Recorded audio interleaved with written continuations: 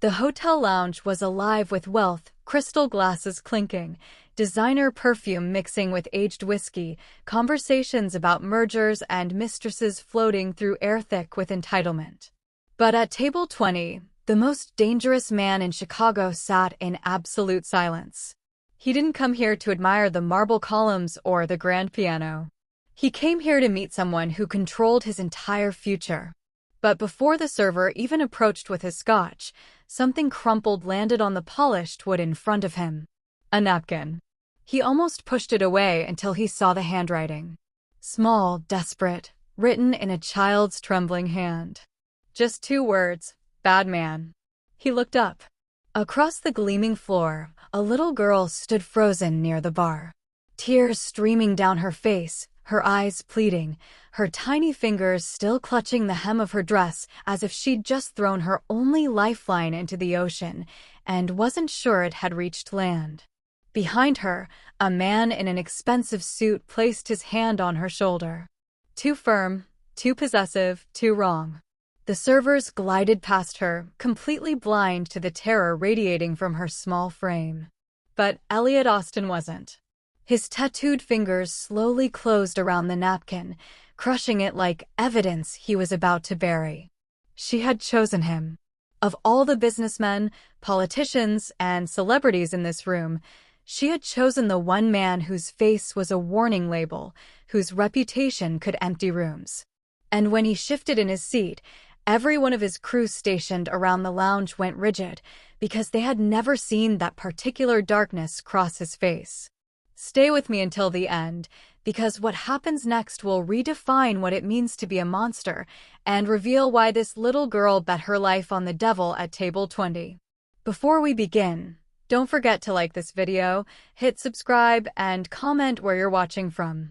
Now, let's get into it. Elliot Austin had been called many things in his 38 years: demon, executioner, the Reaper of New York. But tonight, sitting in the presidential lounge of Chicago's most exclusive hotel, he was just a man waiting for answers about a territorial dispute that could ignite a war across 3 states. The lounge hummed with the usual Thursday evening elite, CEOs sealing deals, socialites comparing vacation homes, politicians negotiating favors over imported cigars. None of them realized they were sipping champagne 30 feet from the head of the most ruthless crime syndicate on the East Coast. Elliot preferred it that way. Visibility was a vulnerability. The moment people saw you coming, they either scattered or started loading their guns. He'd learned that watching his uncle's empire crumble because the man loved being recognized more than being feared. His gold chain caught the chandelier light as he checked his watch. Giovanni should have arrived 10 minutes ago.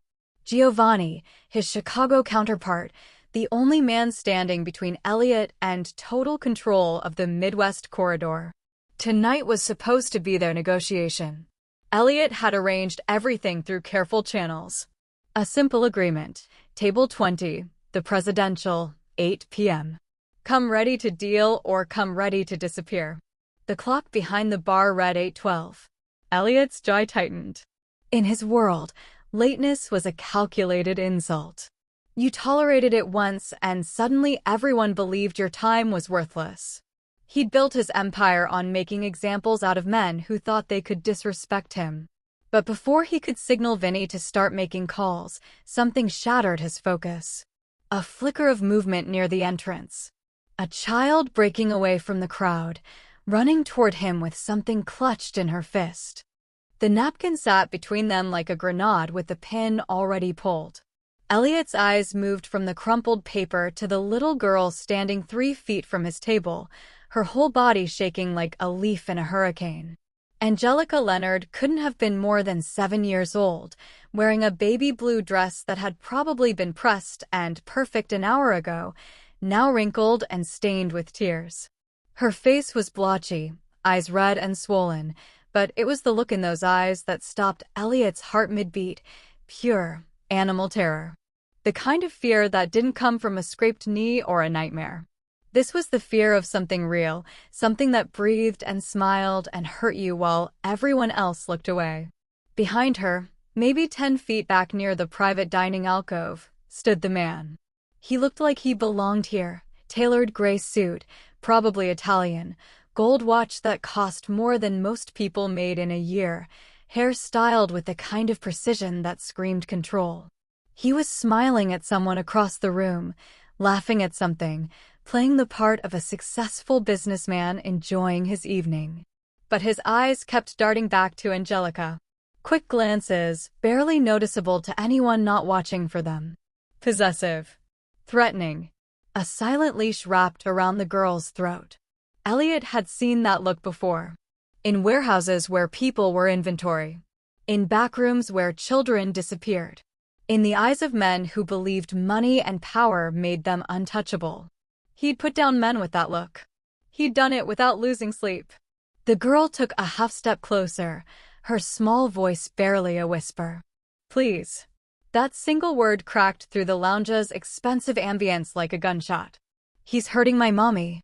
He said he'd make us disappear if we told. Elliot's carefully constructed mask of indifference fractured. Just for a second, but it fractured. He saw his sister in that face. 15 years dead, but still haunting him, still reminding him why he'd crawled out of hell in the first place. He'd been too late to save her. Too young, too weak, too ignorant of how evil actually worked. But he wasn't any of those things anymore. The man in the gray suit had stopped laughing. He was looking directly at Elliot now, and his smile had changed. Still there, but different. Challenging. Confident. Like he knew exactly who Elliot Austin was and didn't care. If you can't stand people who abuse their power, comment never again below. We're fighting the bad men together. Elliot didn't move. Not yet. Years of surviving in a world where one wrong gesture could start a bloodbath had taught him the value of stillness. Instead, he watched. Really watched.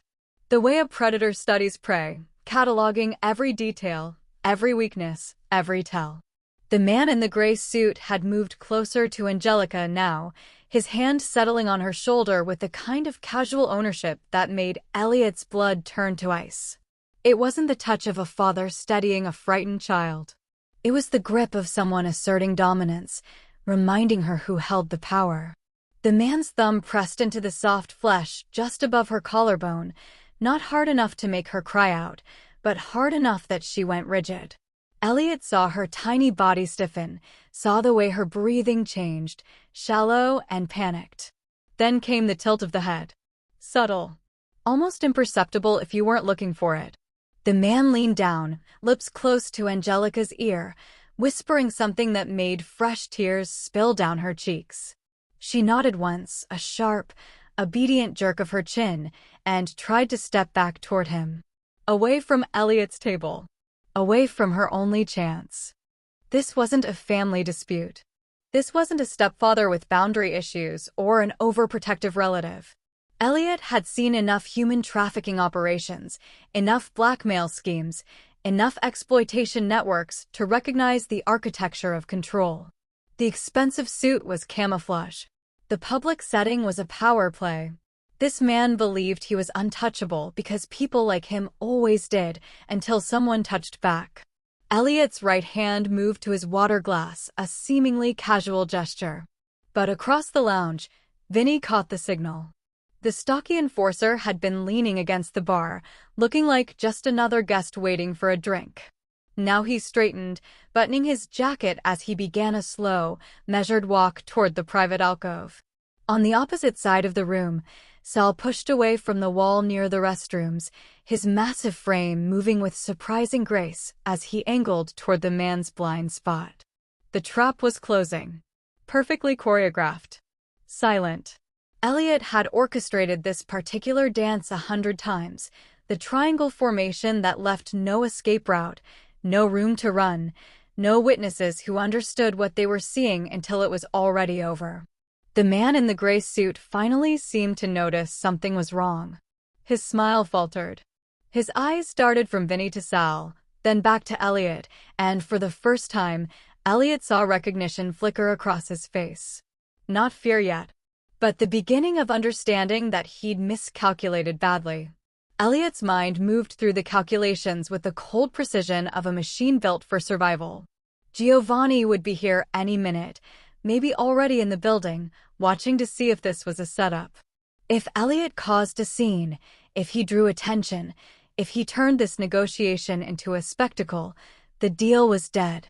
6 months of careful planning burned. The Chicago territory would slip through his fingers, and worse, it would signal weakness. Giovanni would smell blood in the water, and every vulture from Detroit to St. Louis would start circling, testing boundaries, pushing limits. There was also the matter of exposure. Right now, he was just another wealthy man in an expensive suit, anonymous in a room full of anonymous wealth. But the moment he stood up, the moment he made himself the center of attention, people would look. Really look. Phones would come out. Security footage would be reviewed. And in his world, visibility was a death sentence on layaway. You never knew when it would come due, but it always did. His entire empire had been built on one unbreakable rule: preserve yourself first. Emotions were for civilians. Mercy was a luxury that got you killed. You made the hard choices, the calculated moves, and you survived while everyone else burned. That's how he'd outlasted men twice his age. That's how he turned a street crew into a syndicate that stretched from Boston to Baltimore. But then he looked at Angelica again. 7 years old in a baby blue dress, tears cutting tracks through the fear on her face. And he saw his sister. Saw the last time he'd looked into her eyes, seen that same desperate plea for help that he'd been too weak to answer. She died because he'd calculated wrong, because he'd played it safe, because he'd chosen self-preservation over the one person who'd mattered. The cost of walking away was sitting right in front of him, wearing pigtails and a child's handwriting that said bad man. Some prices were too high, even for survival. Elliot stood. The movement was deliberate, controlled, but it carried the weight of a boulder rolling downhill, inevitable and devastating. His shadow fell across the table like a guillotine blade, and the ambient noise of the lounge seemed to drop by half. People didn't know why they were suddenly nervous, but they felt it. That primal instinct that recognizes apex predators. The gold chain around his neck caught the light. The tattoos creeping up from his collar became visible. And every person who understood what those symbols meant suddenly found somewhere else to look. Don't let manipulators and bullies win. Hit subscribe if you believe everyone deserves to be safe. Only the trolls won't subscribe. Elliot moved through the lounge like a storm front-rolling across calm water. Each step was measured, unhurried, but carried the promise of violence so tangible that people shifted in their seats without knowing why. Conversations died mid-sentence. A woman's laugh cut off abruptly. Even the piano player's fingers stumbled over the keys before finding the rhythm again. The man in the gray suit saw him coming. His hand tightened on Angelica's shoulder, fingers digging in hard enough now that she whimpered. It was a reflexive move, the cornered animal grabbing the only leverage it had left. But his eyes betrayed him, darting to the exits, to Vinny blocking the path to the elevators, to Sal cutting off the route to the restaurant entrance. The confident smile had evaporated completely, replaced by something that hadn't quite reached fear, but was sprinting in that direction. Elliot stopped 2 feet away. Close enough that the man had to tilt his head back to maintain eye contact. Close enough that there was no mistaking this for a casual encounter or a misunderstanding. This was deliberate. This was a reckoning. Let go of the girl. Elliot's voice was barely above a whisper, but it carried the weight of 1,000 threats. Low, gravelly, like stones grinding together in the belly of the earth. The kind of voice that bypassed the rational mind and spoke directly to the hindbrain, to the part that knew what apex predators sounded like right before they struck. The man's jaw worked, trying to form words, trying to summon the arrogance that had carried him this far. I don't know who you think you are, but this is a private family. Elliot Austin. 2 words. That's all it took. The man's face strained of color so fast it looked like someone had pulled a plug. His mouth opened, closed, opened again. No sound came out. The name did what a gun couldn't. It reached inside his chest and squeezed his heart until breathing became a conscious effort. Everyone in their world knew that name. It was whispered in back rooms and shouted as a warning. It was the last thing men heard before they disappeared. It was a promise of pain so creative, so thorough, that even hardened criminals paid their debts rather than risk it.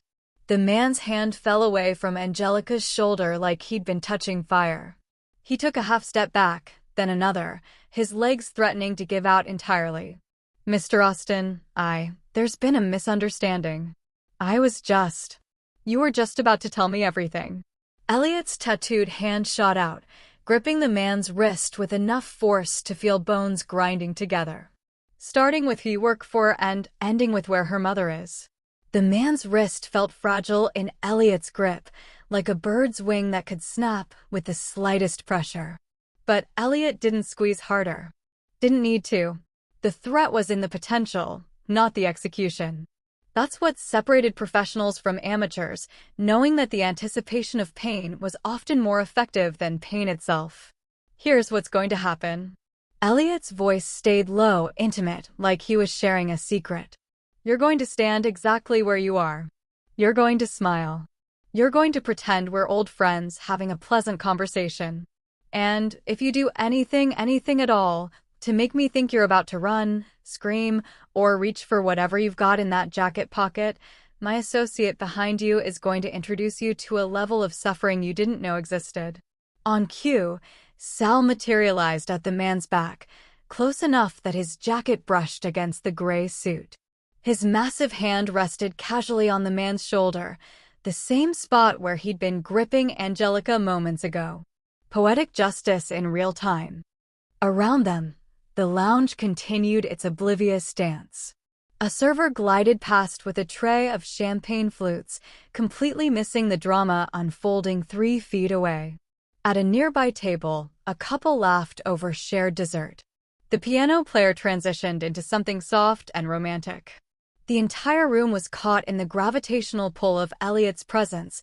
They felt something was happening, sensed the danger on a primal level, but their conscious minds refused to process it.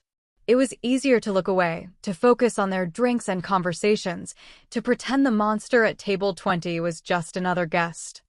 Elliot released the man's wrist and turned to Angelica, his expression shifting completely. The predator became something gentler, though no less dangerous. He knelt down, bringing himself to her eye level. Sweetheart, what's your name? Angelica. Her voice was barely audible. Angelica. That's a beautiful name. He kept his movements slow, non-threatening. Where's your mom right now? Fresh tears spilled down her cheeks. He locked her in the car. In the parking garage. He said if I didn't come with him and act normal, he'd hurt her worse. Elliot's jaw tightened, but his voice stayed calm. She's going to be fine. You understand me? You did exactly the right thing. He straightened, looking at Vinny. 3rd level, parking garage. Find her. Bring her to the private room upstairs. Vinny nodded and disappeared. Elliot turned back to the man, whose face had gone from white to green. Now, you and I are going to take a walk. And you're going to tell me everything about your operation before I decide how much of you gets to leave this building. If you're tired of people getting away with evil, smash that like button now. Desperation makes people stupid. Elliot had seen it 1,000 times, the moment when a cornered animal realizes it has nothing left to lose and makes one final, catastrophic play for freedom. He saw it in the man's eyes a half-second before it happened, that flicker of wild panic that said rational thought had left the building. The man lunged for Angelica. It was a clumsy, desperate grab, hands reaching for the girl like she was a hostage he could bargain with, a shield he could hide behind. Maybe he thought he could get to the exit, use her as leverage, trade her safety for his escape. Maybe he wasn't thinking at all anymore, just moving on pure survival instinct. He never got close. Elliot's hand shot out and caught the man's throat mid-lunge, fingers wrapping around his windpipe with surgical precision. Not crushing it, that would be too quick, too merciful, but applying just enough pressure to cut off air without causing permanent damage. The man's momentum carried him forward into Elliot's grip, and then physics did the rest. Elliot pivoted, using the man's own weight against him, and drove him down onto the nearest table with a force that sent glasses shattering to the floor. The entire lounge froze. The crash of breaking crystal couldn't be ignored, couldn't be rationalized away. People turned, eyes wide, phones half-raised. A woman gasped. Someone shouted for security. But Elliot wasn't done. His knee came up, driving into the man's solar plexus with enough force to empty his lungs completely. The man's mouth opened in a silent scream, no air left to make sound. Then Elliot's other hand found a pressure point just below the man's ear, a nerve cluster that, when pressed correctly, sent white-hot agony shooting through the entire body without leaving a mark. The man's eyes rolled back. His body went rigid, every muscle locked in involuntary spasm. It looked like a seizure to the untrained eye, a medical emergency rather than a calculated assault. Perfectly deniable. Get him out. Elliot's voice was calm, almost bored as he released the pressure point. The man collapsed like a puppet with cut strings. Sal and Vinny moved with practiced efficiency. Sal hauled the man up, draping his arm over his shoulder like he was helping a drunk friend. Vinny took the other side. To anyone watching, it looked like two concerned companions escorting someone who'd had too much to drink. They moved toward the service entrance, the one without cameras, the one Elliot had scouted weeks ago when he first chose this location. Within 30 seconds, the bad man had vanished from the lounge entirely. The only evidence left behind was broken glass and a room full of people who suddenly couldn't remember exactly what they'd seen. Elliot turned back to Angelica, who stood frozen where he'd left her, eyes wide with shock. The violence had been swift, clinical, over before her young mind could fully process what she'd witnessed. Now she was shaking harder than before, but it was different, not the terror of helplessness, but the trembling release of adrenaline after survival. He knelt down again, making himself small, non-threatening. His tattooed hands, the same ones that had just neutralized a predator, now hung loose and open at his sides. You're safe now. He can't hurt you or your mom ever again. I promise. Footsteps echoed from the service corridor, and Vinny emerged with a woman who looked like an older version of Angelica, same dark hair, same delicate features, but with bruises blooming purple on her wrists and a cut above her left eye. She saw her daughter and broke into a run, collapsing to her knees and pulling Angelica into her arms with the kind of desperate grip that spoke of hours believing she'd never hold her child again. My baby, oh God," her words dissolved into sobs. Elliot stood, giving them space, but the mother looked up at him through tears. You saved us. I don't know who you are, but you don't need to know." Elliot's voice was gentler than it had been all night. "What's your name?" "Sarah. Sarah Leonard." "Sarah, I'm going to ask you some questions. Not now, later, when you're ready. About who that man is, who he works for, how he found you." He pulled a card from his pocket, blank except for a phone number. "Tomorrow, you're going to call this number. The person who answers will arrange everything: new apartment, new identities if you need them, security, therapy for your daughter. Whatever it takes." Sarah stared at the card like it was a winning lottery ticket. We can't afford." "It's handled." Elliot turned to Vinny, who'd materialized at his shoulder. "Get them to the suite upstairs. Food, medical attention, whatever they need. And get Marcus on the phone. I want every detail about that piece of trash within the hour. Names, addresses, associates, bank accounts. Everything." Vinny nodded. "Already made the call, boss. Marcus is pulling the threads now." "Good. Because we're not just taking him down. We're burning his entire operation to the ground. Everyone he works with, everyone who profits from this, I want them all found." Elliot looked back at Sarah and Angelica, his expression hardening. "Nobody touches my city's children. Not anymore. If you believe people should be treated fairly, hit subscribe right now. Anyone siding with cruelty will skip this." Elliot's phone buzzed in his pocket as he watched Vinny escort Sarah and Angelica toward the private elevator. He already knew what the message would say before he looked at the screen. Giovanni's name glowed in the notification bar, and the text was short, brutal, and final. Asterisk deals off. You made your choice. Enjoy the consequences. Asterisk. 3 years of groundwork gone. The Chicago territory that would have doubled his revenue stream vanished. The alliance with the Midwest families that would have made him untouchable shattered. And the cost wouldn't stop there. Giovanni would spread the word that Elliot Austin had gone soft, that he'd thrown away an empire-defining deal for a crying child and a crumpled napkin. The vultures would start circling by morning. Rivals who'd been afraid to breathe his name would suddenly find their courage. Every lieutenant in every organization from here to Miami would start wondering if the legendary Elliot Austin had lost his edge. He should have felt rage. Should have felt the familiar cold calculation kicking in, already planning how to salvage this, how to spin it, how to turn weakness back into strength.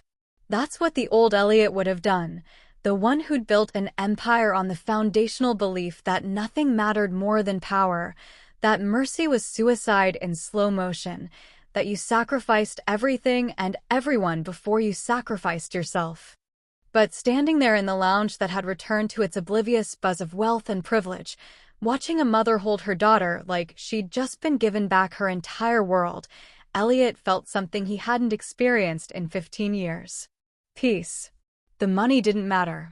The territory didn't matter. Giovanni and his posturing and his threats didn't matter. Because for the first time since his sister died, since he'd stood over her grave and sworn he'd never be weak again, never let emotions cloud his judgment, never choose anything over survival for the first time, he'd done something that didn't add to the weight crushing his chest. He'd saved someone. Not for profit. Not for leverage. Not because it served some larger strategy. But because a 7-year-old girl in a baby blue dress had looked at him and seen not a monster but hope. His phone buzzed again. This time it was Marcus, asterisk targets singing like a canary. Child trafficking ring. 6 families involved. You want names or bodies? Asterisk. Elliot's thumb moved across the screen. Asterisk both. Start with the names. I'll tell you when to stop. Asterisk. Maybe he'd lost Chicago. But he'd found something worth more than any territory. If you stand for kindness over cruelty, make sure you hit subscribe and ring the bell to join the movement. The next 72 hours redefined what fear looked like in the criminal underworld. Marcus had delivered 6 names by dawn. By noon, Elliot had added 14 more. The child trafficking network that had operated in the shadows for years, protected by money and connections, and the willful blindness of people who profited from looking away, suddenly found itself in the crosshairs of the most dangerous man on the East Coast. Elliot didn't just dismantle the operation. He annihilated it. Bank accounts disappeared overnight, drained to nothing and funneled into anonymous funds that would eventually land in the hands of victims' advocacy groups. Blackmail material that had kept witnesses silent for years mysteriously found its way to federal prosecutors, delivered in unmarked packages with enough evidence to guarantee convictions.